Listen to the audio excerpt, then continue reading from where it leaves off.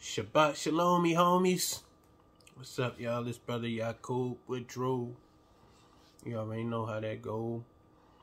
And I'm here this week to talk about something really, really, really serious and really, really, really timely, I feel like, in the days and times that we in, man.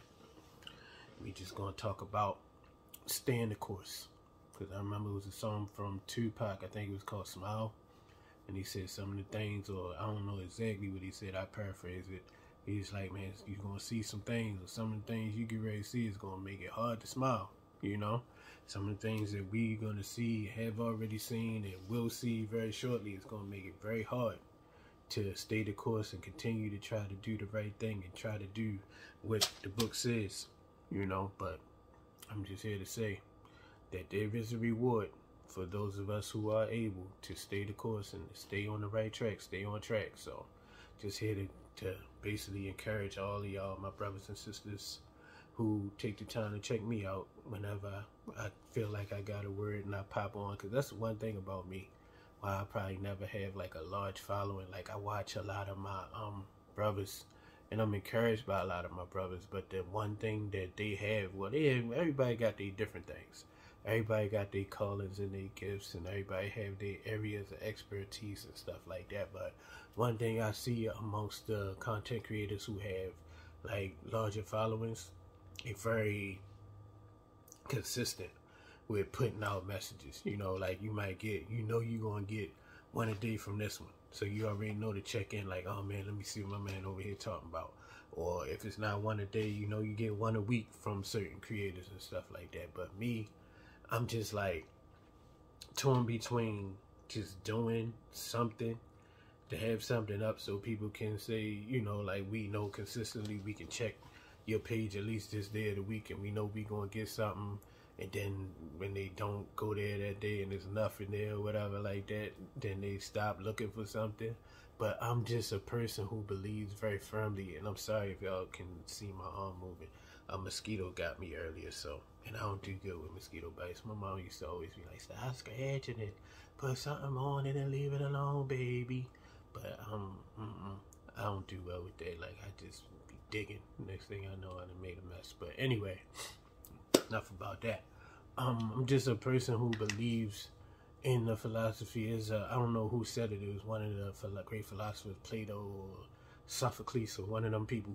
They said, a wise man talks because fools talk because they have to say something. A wise man talks because he has something to say. So I'm just big on, if I don't feel like I have something to say that's worth me coming on and talking about, I just don't say anything. And I just wait until I feel like I do have a word and something that's important enough for me to come and disturb y'all.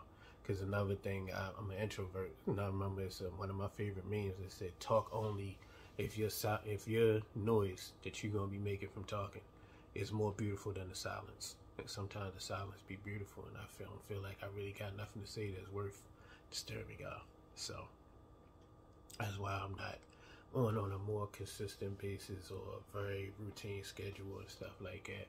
And I see that's what the people do that's real successful, but I'm not really on to be really successful. I'm just really here to, as a labor of love, like, as I feel like I got something on my heart that I want to share, I come and share. And I thank the Most High for affording me the opportunity and giving me my little platform, you know, amongst many other great platforms and great people that I do look up to, and I look forward to their content on a regular basis. So I ain't talking about them, but I'm just saying, reason why I probably won't never be on that level. I don't want to be on that level anyway. I get scared when more than 100 people like one of my posts on social media. I get nervous. My nerves start tingling. Like, uh-oh. Make me hot on the streets. I try to be as under the radar as possible.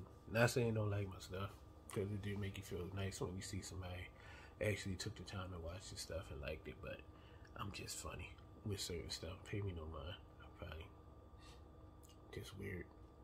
But that's the story of my life. I've been weird since I was little. I'm used to it by now. But basically, like I said, I'm just here to talk today about just staying the course. Just, if you started something for the Most High, He gave you a vision, He gave you instructions or something to do, stay with it.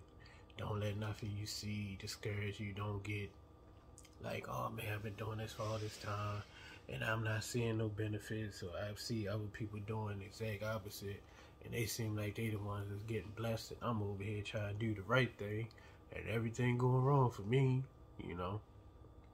Just a little encouragement for all my brothers and sisters who might feel like that, because I believe we all feel like that from time to time.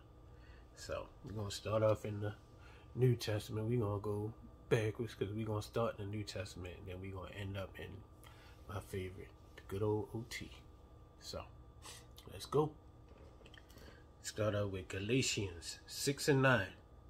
And let us not be weary in well doing, for in due season we shall reap, if we faint not. That if again. Told you about that if before. All important word in a sentence. Amplified Bible. Let us not grow weary or become discouraged in doing good, for at the proper time we will reap, if we do not give in. Good News Translation. So let us not become tired of doing good, for if we do not give up, the time will come when we will reap the harvest. Let me sit up properly and have some decent posture talking to people. Sorry. 1 Corinthians 15 and 58. Therefore, my beloved brethren, be ye steadfast, unmovable, always abounding in the work of Yahuwah. For as much as ye know that your labor is not in vain in the Master. Amplified Bible. Therefore, my beloved brothers and sisters, be steadfast, immovable, always excelling in the work of Yahuwah, always doing your best and doing more than what is needed, being continually aware that your labor, even to the point of exhaustion, as we get tired sometime, in Yahuwah is not futile or wasted. It is never without purpose. You're never wasting your time when you're doing it for Him. No matter what it might feel like right at that time, you will look back later and see that anything you're doing for Him, you definitely not wasting your time. Titus chapter 2 verses 6 and 7. Young men, likewise exhort to be sober-minded in all things, showing thyself a pattern of good works, in doctrine showing uncorruptness, gravity, and sincerity, sound speech that cannot be condemned, that he that is of the contrary part may be ashamed, having no evil thing to say of you. Amplified Bible. In a similar way, urge the young men to be sensible and self-controlled, and to behave wisely, taking life seriously. That's something that a lot of us, young and old these days, need to do a better job with, taking life seriously. Everything ain't about a twerk and a challenge. You know, any other foolish thing, any silly song or whatever that come out. Like, I mean, you supposed to be aware of all things, but some people go way further into stuff than what need to be. Sometimes you just need to bring it on back to earth. Bring it on back to reality. For real, for real. Verse 8, sound speech that cannot be condemned, that he that is of the contrary part may be ashamed, having no evil thing to say of you. Ain't got nothing. Oh, I'm on the wrong part. I'm sorry. Amplified Bible. In a similar way, urge the young men to be sensible and self-controlled, and to behave wisely, taking life seriously. And in all things, show yourself to be an example of good works, with purity and doctrine, having the strictest regard for integrity and truth. Like, you get mocked for being strict and trying to keep yourself in line with the integrity and truth. These live a little, these people gotta stick up there, whatever, you know, like people say stuff like that, but learn, the more you start to do right, the more you take certain things as a compliment that before you would have taken as an insult. So it made me feel, thank you. That's how you feel about me? Oh, thank you, appreciate you. You know, sounding beyond reproach and instruction, so that the opponent of the faith will be shamed, having nothing bad to say about you. That's when they got to make up stuff, because they can't really have nothing really bad to say about you. They go pull something out of their rear end or something, that if they really want to bad enough. But anybody with sense to know, like, you reaching now? You digging now? Nah, that man ain't nothing wrong with that man. Leave that man alone. Leave that woman alone. She chilling. She don't bother nobody. All she want to do is try her best to be right with the Heavenly Father. That's all he trying to do, man. Be right with the Heavenly Father. You picking. You digging. Like, people are really having a sense to see that now, and I'm grateful for that, because it was a time when somebody could just say something and everybody like, oh, you know what, you're right.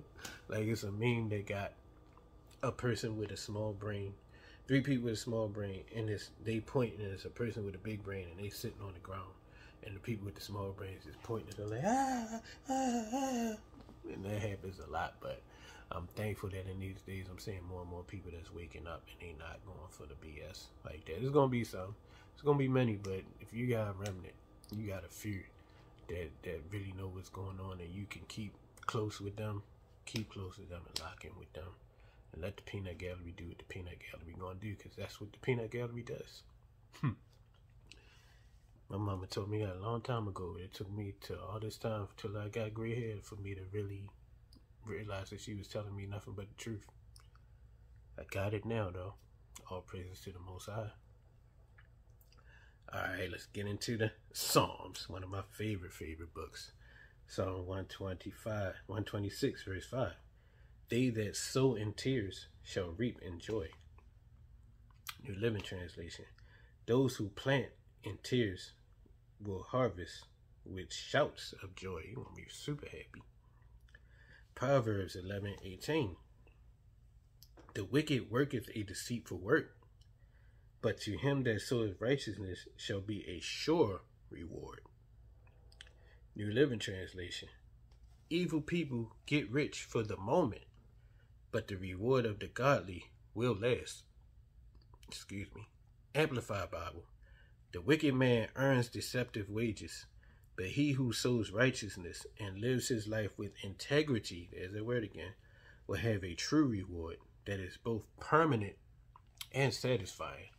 That satisfying is so key, because there's a lot of people that got a lot of money, a lot of people that got a lot of fame, a lot of people who got a lot of what people call nowadays clout, but they not happy.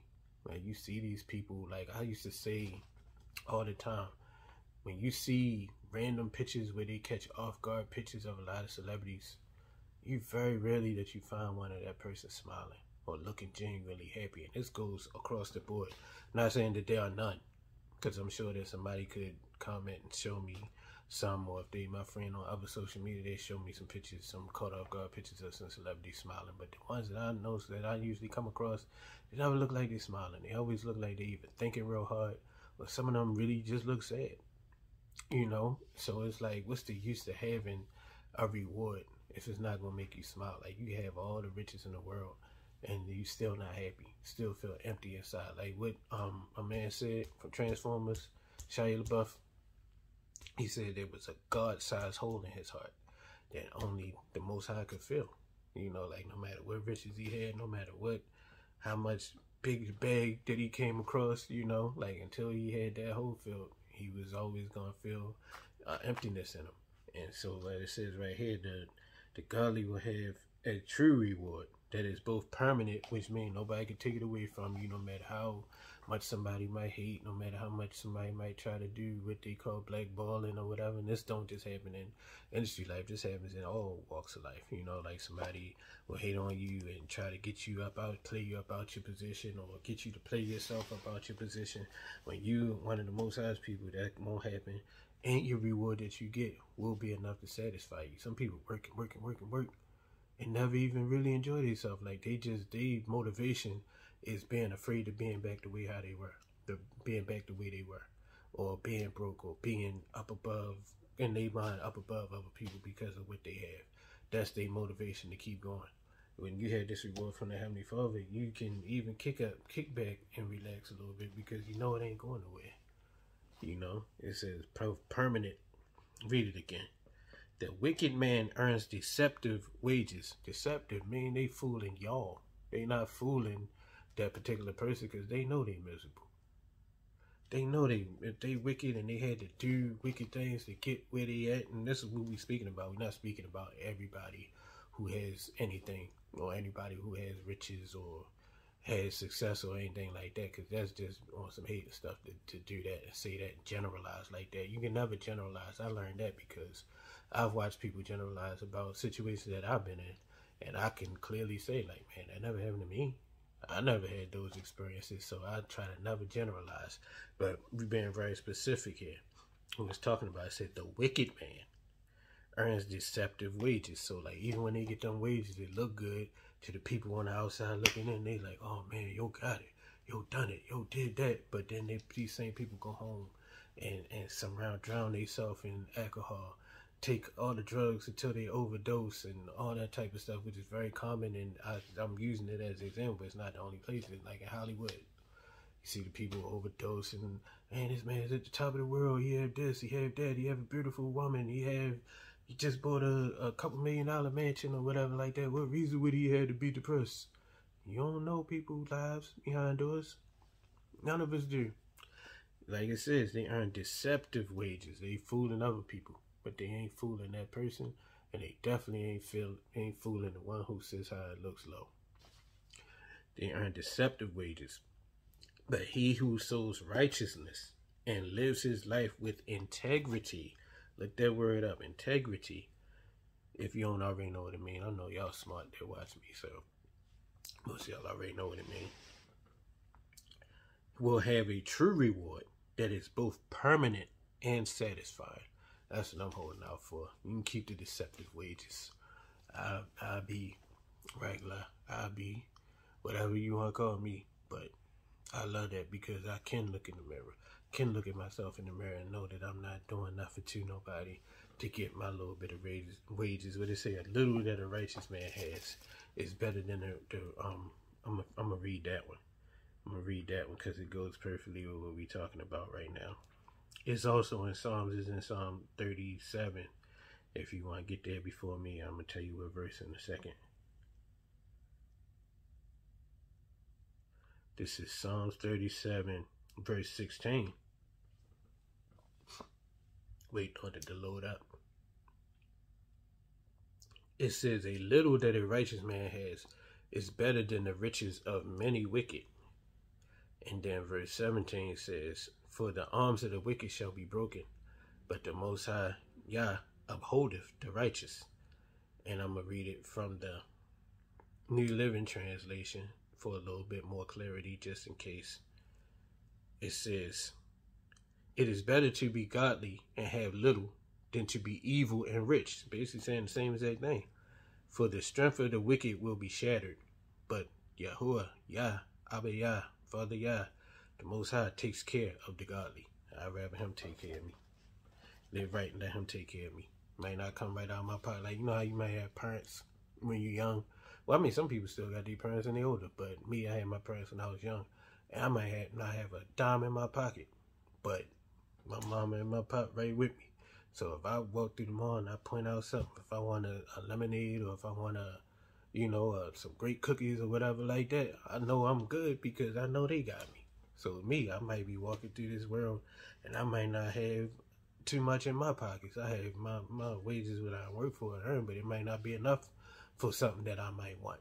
But if I know I got him right with me, all I gotta do the same way how you reach up to your mom, your pop, like, mommy, poppy, y'all got $1, y'all got this, y'all got that, because I want this. Here, boy. Same way. I know I'm doing in good standing with him. Like, Heavenly Father, can I have this? Here, boy. And there it is. And like that song say when we was little in church, he's never failed me yet. So yeah. This is Isaiah 40, 30, and 31. Another one that y'all might know from songs. I know my mom, when she was at this church called Mount Pleasant, they used to sing a song with this. They put this to a melody, and then it's a choir called the JoJo Quinn and the Joyful Noise. They have a version of it that I really enjoy too, so you can check that one out. I don't know who sung the one that my mom and her choir sung. I don't know if it was original between her and that she came up with, between her and some of my uncles that played, or if it was one from the radio, but I'm not sure. I don't want to be wrong about it, so I'm just going to say they used to sing it. My mama taught it to the choir, and I used to love the way they sung it, but this is just the Bible verses right here without any singing. Isaiah 40, 30, and 31. Even the youths shall faint and be weary, and the young men shall utterly fall.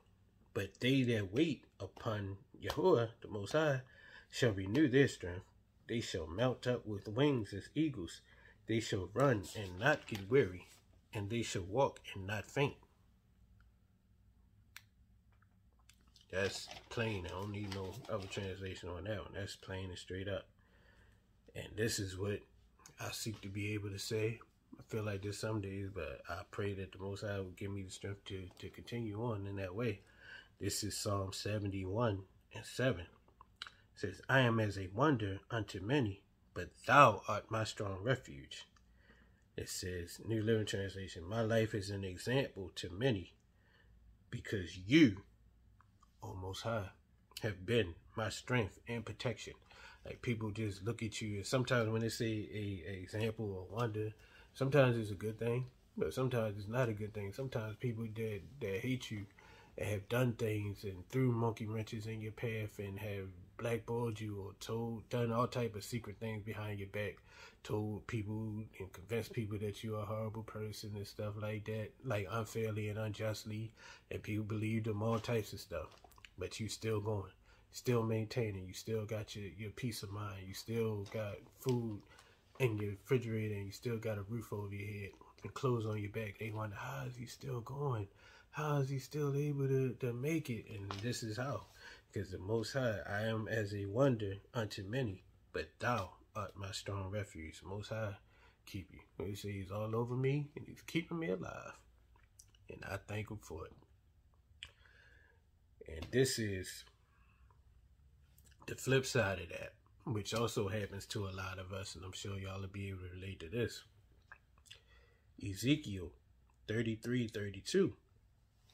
And lo, thou art unto them as a very lovely song, of one that has a pleasant voice, and can play well on an instrument, for they hear thy words, but they do them not.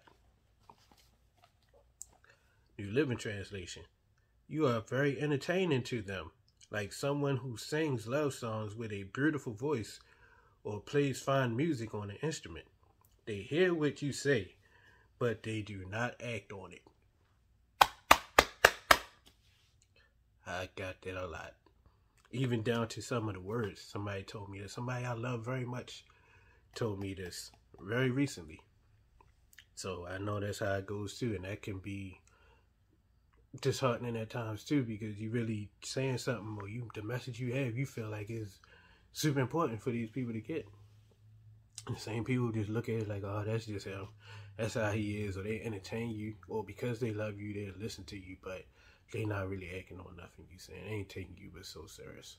It's just, you just gotta know that is what it is. With if they did that to the prophets of old, then who are we? Who make us any better? That they not gonna do it to us. That just is what it is. But this is, I'm gonna read the Amplified version, and then I'm gonna tell you the answer to that, and then we gonna be finished. Amplified Bible.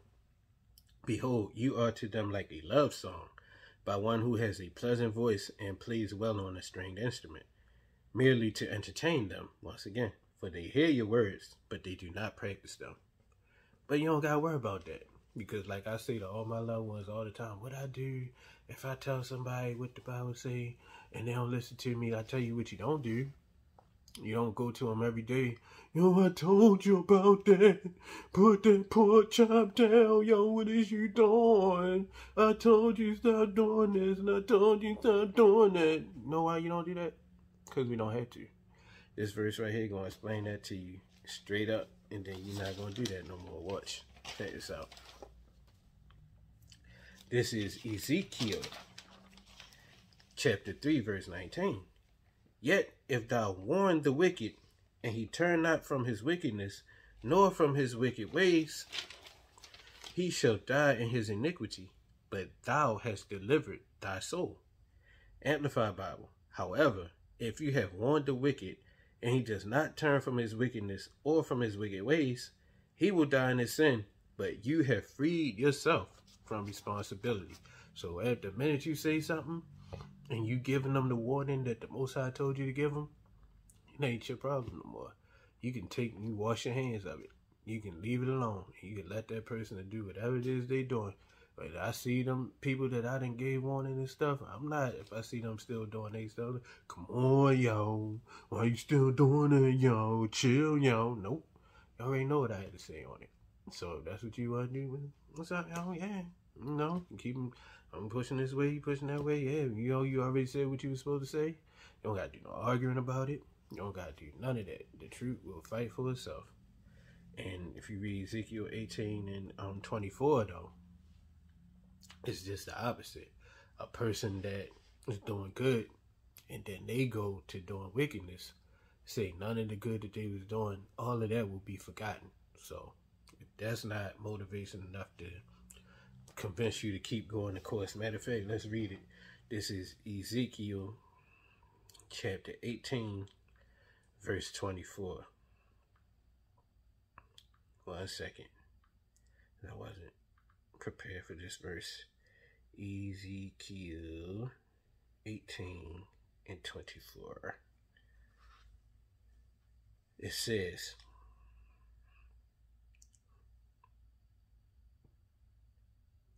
King James Version says, but when the righteous turneth away from his righteousness, and committeth iniquity, and doeth according to all the abominations that a wicked man doeth, shall he live? All his righteousness that he hath done shall not be mentioned. In his trespass he that hath trespassed, and in his sin that he hath sinned, in them shall he die. That's scary, right? All the good things that you do ain't even going to be thought about. Let's get it from Amplified.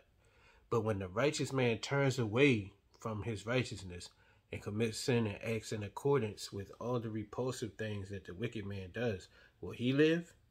All his righteous deeds which he has done will not be remembered, because of the treachery that he has committed, and for his sin which he has committed, for them he shall die. That scared me. Just reading it right there, every time I read it, it gives me like little shivers and chills. That's scary. That's why I had a very famous gospel singer one time tell me, I'm not going to say his name, but he told me, see, that thing you did when you left the secular world and you came to gospel, even if you go back to secular, what you did right there is enough to get you into the kingdom of heaven, basically. Like, if you don't do nothing else, that was good enough, that thing you did right there. But when you read this verse, that lets you know, like with anything else, you check behind people. You check behind. You don't let nobody tell you nothing. When it come to other stuff, you don't let nobody tell you just anything. When it come to food, you don't let nobody tell you something. When it just come to anything, your job, somebody else that been working there longer than you, they might not want nobody there. They might was getting overtime because of the fact that you wasn't there.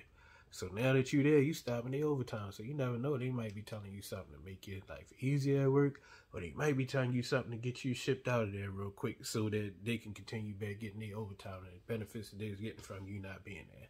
So anything somebody tell you, I suggest you get a second opinion. Like when people go to the doctor and they diagnose them with something, a lot of people smart people will go and get a second opinion.